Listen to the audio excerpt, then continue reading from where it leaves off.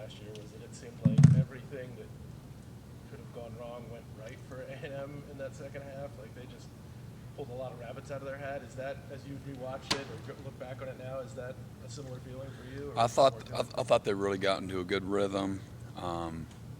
They made plays. They executed well. They made some competitive plays, and we made a few mistakes as well and didn't help ourselves. And but they never went away. I know that. We had really pretty good control over the game through 2.5, almost through 3 quarters, and just couldn't put them away. And then they got us on our heels, and we found a way to survive. So, I give our guys a lot of credit, under the circumstances. And but it shows the ability and the toughness that they have as well. Probably gave them a lot of confidence moving forward. But they didn't really pull rabbits out of their hat by any stretch. I thought that they just executed well, and we didn't play particularly great, either that last quarter, and until the end. And then we made some terrific plays there, at the end. Did that give you some good coaching points for later in the year? Sure. Yeah, we had some guys that, yeah. How that helped you guys later? Absolutely. Just, the effort. We really talked about Kayvon's play where he knocks the ball out of bounds, the effort on that play. And how, again, that was, one of a few plays that really, made the difference. And not only the game, but really even on the year.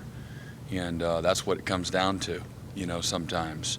And just the, extraordinary effort. You don't ever give up on a play. You never know when that's going to be the difference in the game, and just to always assume that every play can be the difference in the game. So just really wanted to promote, effort in playing, with passion and with a sense of desperation every play.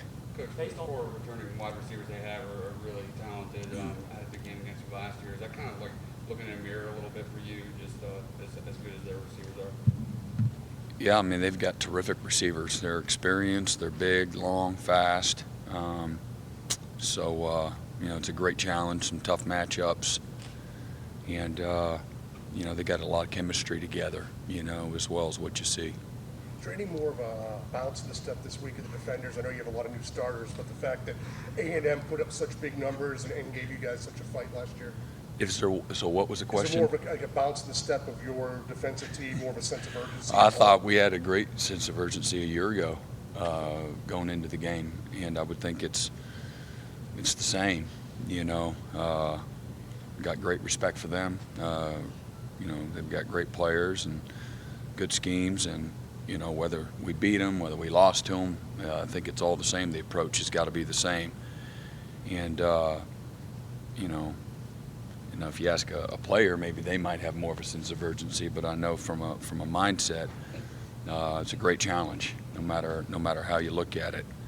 And again, through a good part of that game, we played really, really well. And got 3 points on the board with 8 minutes to go in the third quarter, and again got hot. And we didn't complement each other well on either side of the ball, and we survived. So.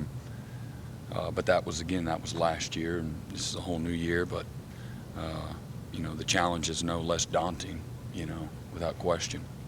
How has Kellen Mond changed since Clemson fans saw him last week through film study? How has he developed? I don't know.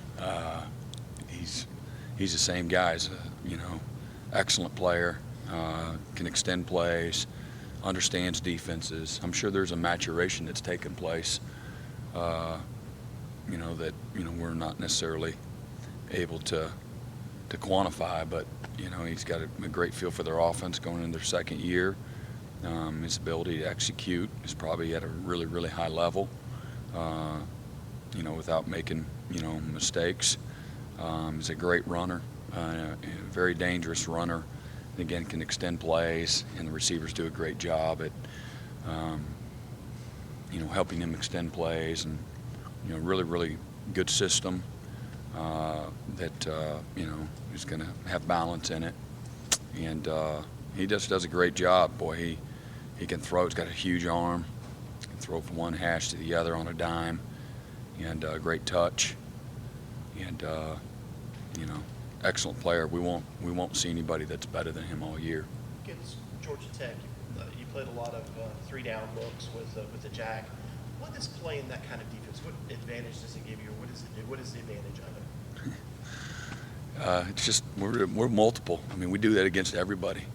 So it's a change up, different schemes, protection, run game wise, different rules for the offense, and helps us. What'd you notice about Georgia Tech on those offensive sets? So you saw our defensive sets. What'd you notice about their offensive sets? They were very spread. Yeah, they go all the way to the sidelines. All the way to the sidelines. So it helps you, cover more grass, and so it's just a change up. Brett, DK's first starting corner. After you grade out film, what do you think of him in your own personal? Yeah, had a winning grade. Played well.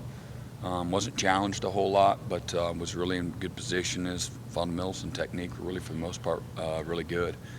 And his maturation through fall camp was, real noticeable as well. Coach, how important is he him to Yeah. his matchup going into this? Everybody's matchup's important. His matchup, I'll be very honest, is no more important than anybody else's. Everybody needs to play well. You can't go and slop around for 4 quarters and expect to win. So everybody needs to play well. Coach, A&M lost a great back in Travion Williams. Mm-hmm. What kind of a back is Corbin, the new starter? It looks like he might not be as powerful, but pretty good in space. I don't know. He broke a lot of tackles last week, and he's a good player, and they're deep at running back. They got Corbin and 23 and 21. Strong, explosive players, catch the ball well, protect well, good instincts, for what they do. And, I think you need to defend their schemes. And they got great players, across the board, up front, at skill. So, Corbin's a really good player. Going back and watching it in my limited football knowledge, the defensive ends, you didn't have to tell them whoa the other night, which is what you always want. But which of those guys really stood out to you? Who stood out? I thought all of the guys played well. I think all, maybe except one, had a winning grade and were productive. Thought that, thought the group played well. Was pleased. Again, we had, up front, those are 2 new starters, whole D-line, brand new starters. Again, you look at the whole group as a whole, that they're a part of it.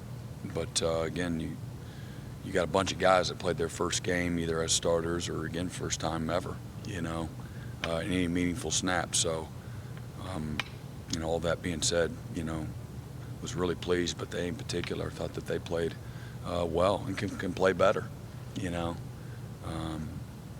we had some bad angles to the ball, setting the edge, whether in the run game or when they're moving the pocket, we got to be better and more precise and quicker, and again, got to do a better job tackling, getting guys to the ground, not being surprised that here I am, I'm free. But a couple times in some coverage, they had us schemed up on a wheel route out of the backfield, I think for their longest pass play, and then I guess got to do better on a couple of fade routes. But again, I thought that group really played pretty good. Brett, what about your linebacker Spring and Chad Smith, their first action? Both of them very productive, showed up, made a lot of plays, can still play better, and will play better as they're getting more and more comfortable and gaining experience. But as a group, we missed some layups that were there, some tackles for loss, a bunch of tackles for loss. Just can't be surprised, got to be sure of ourselves, have a little bit better fundamentals, got our base too wide at times, and I thought their backs ran hard, but we're going to see that all year. And so we just got to do a better job finishing plays and getting guys on the ground. But managing the game and some of our coverage and overall execution good. Just got to clean up really some tackling and guys take a little bit better angles at times. Mm-hmm. Denzel Johnson said that when he thinks back, he thinks he caught your eye his senior year in a playoff game against Daniel. Yeah. Do you recall Yeah, he was all over the field. Coach Sweeney was there as well. And we knew who he was, but he really had an excellent game, and that's when Coach Sweeney was intrigued. So. And you, Oh, absolutely, yeah, yep. is it rewarding to see guys who kind of flew under the radar in high school? I mean, you've had a recent history of guys who, weren't five-star guys, and now they're contributing. Yeah, he got a great appreciation for work ethic and commitment and consistency, and guys that put the work in to see them have, realize the fruits of their labor. Sure, that's pleasing, when they can play at a high level. And Denzel's really, he was not a great student. He'll be the first one to tell you out of high school, and has done a complete, 180. And so very proud of, what he's been able to accomplish, both on and off the field. And, he's a big part of what we're doing. Coach Sweeney said a lot of your freshmen were kind of wide-eyed early in the game on Thursday night. Sure. Good to get that out of their system. before Yeah, the game. yeah. There'll still be some wide-eye moments. That won't be the end of that. But, again, you just got to keep playing. And, again, it's a developmental game. The more you play, the more comfortable you are, and the less mistakes and better discipline you'll play with. And, but there were certainly those moments. Leadership-wise, did you see guys stepping into the role? Yeah. Thought our secondary, a bunch of good leaders there, linebacker as well, and really just the selfless attitude for a bunch of young guys. A lot of times you think about your babies and children. They're some of the most selfish things on this planet, is they don't know any better, and that's a lot of times that's what you have when you have young players. They're very selfish and and feel bad for themselves and don't want to split time or don't want to be corrected. And by and large, we have not had that issue at all with as many young guys that we have, and guys pull for each other and help each other and serve each other. And so it's been a real, that's fun as a coach when you're dealing with, because you got, the issues are always still there. But when you got guys that have a willingness to be led, that you're coaching, and you don't got guys that are pouting or got their lips stuck out, it makes it a lot funner, and just more fun to deal with guys, with a selfless attitude. So that's been real pleasing, and something very, very noticeable with this group of guys. In any ways at all? Oh, thanks. What's it been like for you just going up against a guy like Jimbo Fisher all these years? I mean, Jimbo's a great coach. He's had incredible success. And we see, there's a lot of great coaches out there. I don't ever look at, it's Coach Fisher or it's Coach Saban, or you just go down the list. I look at schemes and players, and but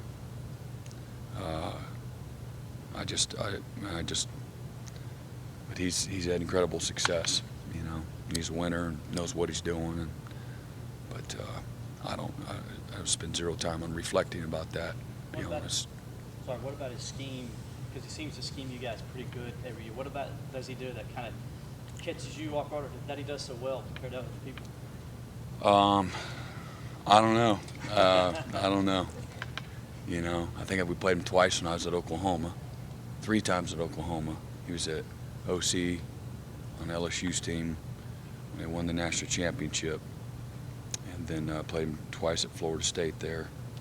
And then since I've been here, so you have to go back and check out what the success has been or not. But he's got, again, good players and good scheme and good balance. He's a winning coach. I think he's had success against about everybody. And so I don't know what it is. He's a good coach. I mean, he gets paid $75 million a year or on his contract, right? $7.5 million. So. It's not a Clemson thing, right? Right. So. Brent, in any ways at all, is it more satisfying in any ways at all to coach a guy like a Chad Smith, or Scott mentioned Denzel earlier, that wait their turn and really stick out the highs and lows, as opposed to a Christian Wilkins or another guy that walks in a lot more ready-made to hit the field? You have an appreciation for all of them.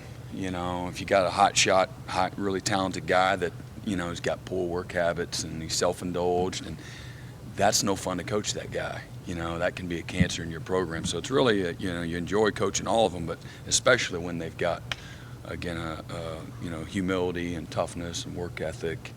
I think that's what, makes it fun to see them have success, and, just have a great appreciation and respect for guys that maybe have to work a little harder or, be a little more patient. It's neat to see those guys get rewarded as well, and great examples. You don't have everybody come in, that just add water. Most of them you have to assemble. It takes time to do that, and so I think the core of your team are going to be guys that you have to assemble. And when you got some special players that have unique skill sets and are really talented, you add that to that other group of guys, I think that's a great combination. Coach Scott just said you often see the most improvement from week 1 to week 2. We hear that all the time from coaches. Is that an axiom that you buy into? I don't know. I'm sure there's some statistics that say that. I don't know. I think that I always think that the best teams and the best units that I've been around, one of the defining characteristics is you do get better, and there doesn't mean there's failure along the way. You don't have a bad game, bad plays, but in the body of work that you get better. And again, which you would expect the more you play, and but it doesn't always happen either. And so that's the challenge with guys, to continue to come and go to work every day, and fundamentals and technique and eyes and all the little things that make the big difference. But you're hopeful that'll take place. Jimbo came up under Saban and kind of has that similar aura or way he does things, I guess. Dabo has presented, I think, a very different way of doing things. As you talk to younger coaches now or other coaches, do you find there's more kind of interest in Dabo's philosophy about how things are done, or that there's more people kind of emulating him in the coaching ranks? And you're talking about scheme or just kind of in the way they run a program? Yeah, I've never worked for Saban or Jimbo, so I really, don't know. But I know that here, there's great balance. Coach Sweeney, you got to grind. You want to be successful, you got to grind. You're never going to be able to run away from that. But Coach Sweeney, chooses to have fun along the way, to enjoy the journey, and to bring proper perspective, and really reinforces that. Not just says, hey, we need to have fun, so everybody put a smile on your face and have fun. And I know you know that, but he reinforces it by living that out, and choosing to look at the bright side and the positivity, and again, enjoying the relationships and things of that nature. Trying to serve the players during the process, and not the other way around. And just has a unique way to have great balance and not let the pressure of the game and of winning affect his philosophy. I guess there used to be for a long time that sort of like Saban model of like the more hours you're working, the better coach you must be. And do you think that people have kind of seen a different side of how you can approach the job? Yeah, and I don't know that's a Coach Sweeney thing. I think there's been coaches, throughout, for a long time that have chosen to do it. There's lots of different ways to skin a cat, and there are some coaches, whoever they are, I don't know who they are, that are very demanding when it comes to time, and that's not necessarily a bad thing. It's just a different way, and I think it just depends on how you want to look at it. But we got great balance here. I'm very thankful and appreciative of that. And even with our players, less is more when it comes to Coach Sweeney and how he, runs the program. And we're under our 20 hours every single week when it comes to time on the field. And I think there's a lot to that. Even in the summer, I think there's a mandated number of days that you have to have off throughout the year. And I think we're over 14. We're over 2 weeks. We give our players at least 2 or more weeks off than what is required to give them off. And that's a rarity. That's not the norm. And, you know, the human nature is, hey, Coach Venables, would you like another day of walkthrough or just let him go? I'm signing up for walkthrough every time. And, like every single time. But he's got a unique way of his management, his philosophy, and having a pulse on what we need, when to pull back, when to push, and that's, you know, it's very profound. And I think as a result, our players, they know that. They're very aware of what goes on out in college football, and that's very abnormal,